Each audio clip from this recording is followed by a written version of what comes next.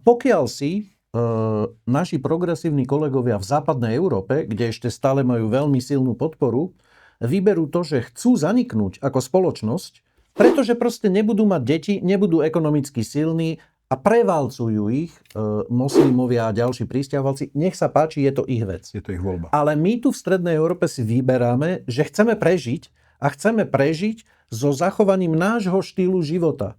Bezpečnej spoločnosti, kde ľudia večer môžu chodiť po uliciach, kde sa nemusíme bať púšťať chodiť same naše deti na krúžky, pretože veríme, že sa v dobrom zdraví a v dobrej nálade večer vrátia domov, kde ešte stále funguje nejaká susedská výpomoc a nejaké komunitné vzťahy medzi ľuďmi. Ja si myslím, že to je veľká hodnota, ktorú si máme zachovať a súčasťou tohto prostredia je aj to, že niektoré veci, ako napríklad manželstvo muža a ženy, a že takáto rodina je najlepším priestorom pre výchovu detí, že si to máme zachovať a máme si to strážiť.